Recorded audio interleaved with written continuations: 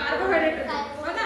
Carbohydrate ಏನ್ ಮಾಡ್ತದೆ, ನಮ್ಮ ದೇಹವನ್ನ ನಿರ್ಮಾಣ ಮಾಡ್ತದೆ, ದೇಹವನ್ನ ನಿರ್ಮಾಣ ಮಾಡೋದು. ವಿಟಮಿನ್ಗಳು ಏನ್ ಮಾಡ್ತಾವ, ದೇಹವನ್ನ ರಕ್ಷಣೆ ಮಾಡ್ತಾವ, ಬೇರೆ ರೋಗಗಳು ಬರದೇ ಇರೋದು.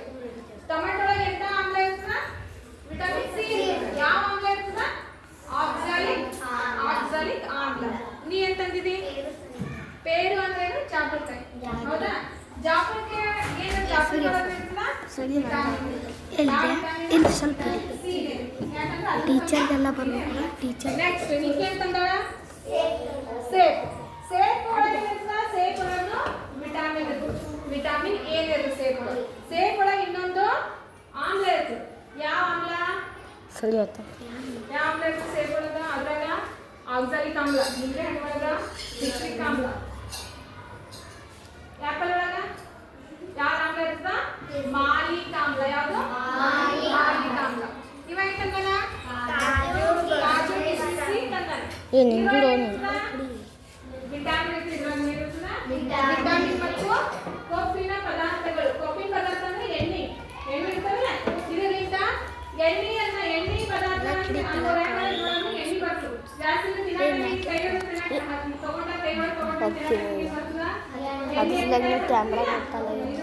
ಕೊಬ್ಬಿನ ಅಂಶ ಇರ್ತದೆ, ವಿಟಮಿನ್ ಇರ್ತದೆ. ತತ್ತಿ ಒಳಗೆ ಇರ್ತದ, ವಿಟಮಿನ್ ಎ. ತತ್ತಿ ಒಳಗೆ ಇರ್ತದೆ ವಿಟಮಿನ್ ಎ. ದೋಸೆ, ದೋಸೆ ಎಲ್ಲಿ ಮಾಡ್ತಾರ, ಅಕ್ಕಿ ಒಳಗೆ ಏನಿರ್ತದೆ ಅಂತ ಹೇಳಿನಿ, ಅಕ್ಕಿ ಒಳಗೆ ಏನಿರ್ತದ, ಈಗ ಪೋಷಕಾಂಶ. ಕಾರ್ಬೋಹೈಡ್ರೇಟ್ ಏನ್ ಮಾಡ್ತಾವ, ದೇಹವನ್ನ ನಿರ್ಮಾಣ ಮಾಡ್ತಾವ. ಈಗ ಏನ್ ಅಕ್ಕಲಕ್ಷ್ಮಿ,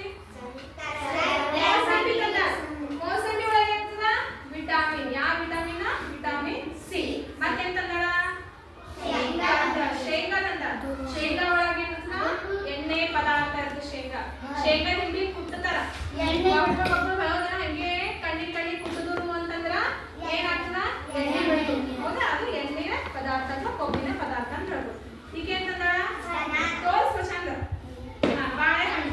ಬಾಳೆಹಣ್ಣಿನೊಳಗೆ ಏನಿರ್ತದ, ವಿಟಮಿನ್ ಹೌದಾ. ಬಾಳೆಹಣ್ಣು ಏನ್ ಮಾಡ್ತದ,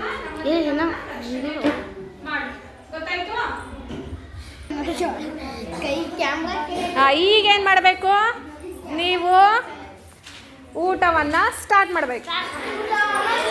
ಅಲ್ಲಿ ಊಟಕ್ಕೆ ಕರೆದನ, ಇಲ್ಲಿ ಊಟ ಮಾಡ್ಬೇಕು. ಎಷ್ಟು ಹತ್ತದ ಅಷ್ಟು.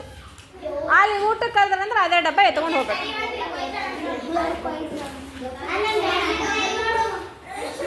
ಮಾತಾಡಬೇಡ್ರಿ.